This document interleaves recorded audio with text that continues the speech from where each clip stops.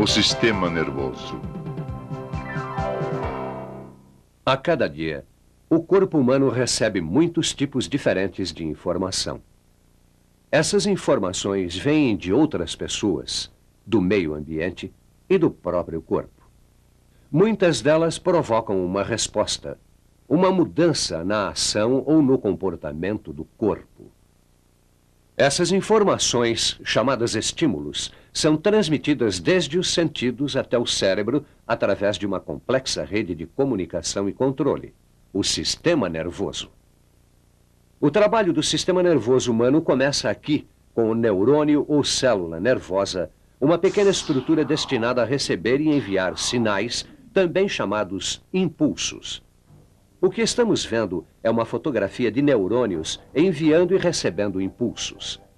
A foto foi produzida por um notável processo de congelamento, criado pelo cientista americano John Heuser. Depois de colher uma amostra viva de neurônio, o Dr. Heuser a coloca num eletroímã e o neurônio é estimulado com uma carga elétrica que o leva a emitir um impulso. No mesmo instante em que dispara o impulso, o neurônio é lançado contra uma placa de cobre superfria que instantaneamente o congela no momento da ação. O neurônio é então transferido para uma câmara de vácuo, onde ele é ressecado. Depois, sua camada superior é retirada. Por fim, o neurônio é colocado no microscópio eletrônico, que o amplia mais de 500.000 vezes para ser fotografado. Essas fotos de grande ampliação, ou micrografias, permitiram conhecer bem melhor os neurônios.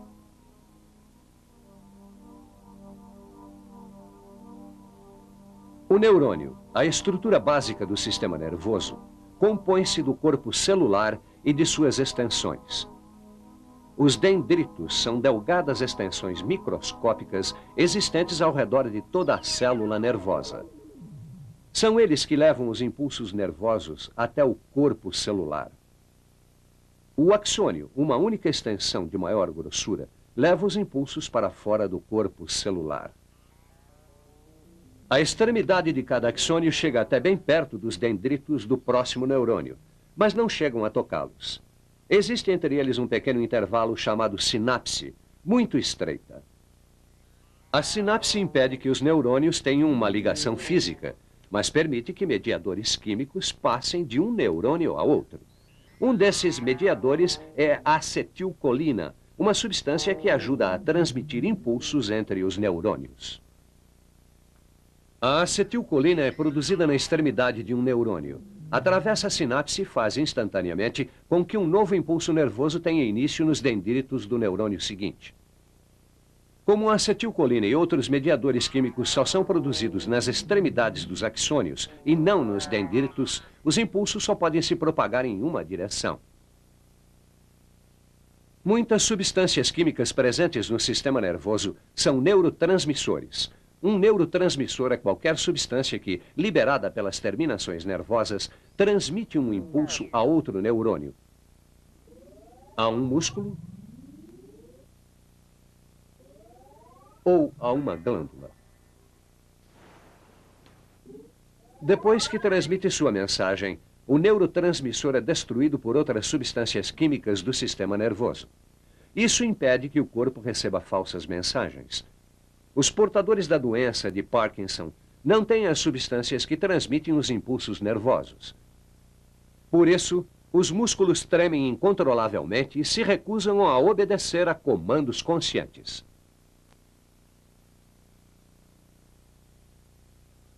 Os íons são átomos com carga positiva ou negativa, e nas células nervosas saudáveis eles estão em equilíbrio. Por causa desses íons, o movimento dos impulsos nervosos através de cada célula nervosa envolve mudanças químicas e elétricas. Antes de transmitir um impulso, a camada externa de um neurônio compõe-se de íons de sódio com carga positiva, enquanto sua camada interna é formada por íons de potássio com carga negativa. Quando o neurônio está em repouso, não há nenhum movimento de substâncias químicas para dentro ou para fora da célula. Mas quando o neurônio é estimulado, ocorrem mudanças elétricas e químicas. No ponto estimulado, o exterior da célula nervosa se torna negativo e o interior positivo. Os íons de sódio e potássio trocam de lugar. Assim que passa o impulso, o ponto estimulado retorna a seu estado elétrico e químico original. A propagação do impulso nervoso ao longo da célula provoca mudanças semelhantes em todo o neurônio. Antes que cada parte da célula possa transmitir outro impulso, ela tem de repousar. Em alguns neurônios, esse período de recuperação não ultrapassa 1/1000 de segundo. Os neurônios do cérebro e da medula espinal formam uma unidade chamada sistema nervoso central, que é uma das duas partes principais do sistema nervoso humano. A outra é o sistema nervoso periférico, que é formado por 43 pares de nervos que vão do cérebro e da medula espinal a outras partes do corpo.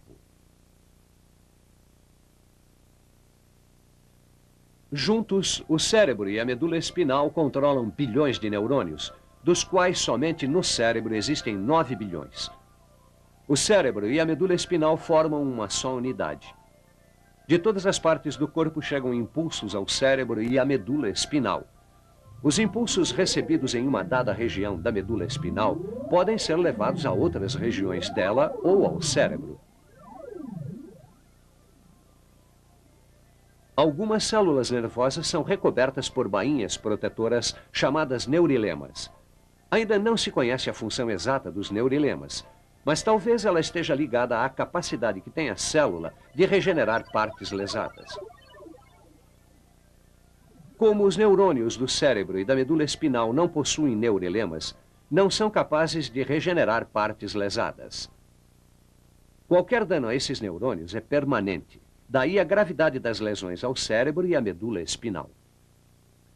Quando o cérebro e a medula espinal são saudáveis, os sinais químicos enviados das diferentes células sensoriais não diferem. Um impulso enviado das células sensoriais do dedão do pé é quimicamente idêntico ao impulso enviado por células do nariz, mas os impulsos são recebidos em diferentes áreas do cérebro que os traduzem em diferentes experiências, como olfato, tato ou paladar. Depois que o cérebro traduz os impulsos oriundos das células sensoriais, ele os devolve através do sistema nervoso para produzir uma resposta. A resposta é uma ação física que envolve muitas partes do corpo. Os neurônios responsáveis pelo transporte da mensagem de resposta por todo o corpo são os neurônios motores. Eles conduzem os impulsos do cérebro e da medula espinal até os músculos e as glândulas. Os músculos e glândulas que recebem uma resposta chamam-se efetuadores. Nos efetuadores musculares, o impulso proveniente de um neurônio motor produz uma contração. Nos efetuadores glandulares, esse impulso produz uma secreção. Chama-se de arco reflexo o mecanismo pelo qual a informação é passada pelos receptores sensoriais ao cérebro e à medula espinal, e depois retorna através dos neurônios motores. A contração do joelho é um exemplo conhecido de arco reflexo. Quando o médico bate no joelho do paciente, receptores no joelho estimulam um neurônio sensorial que envia um impulso à medula espinal. Esta transmite a mensagem a um neurônio motor que, por sua vez, a conduz até os músculos. Os músculos se contraem, provocando o salto do joelho.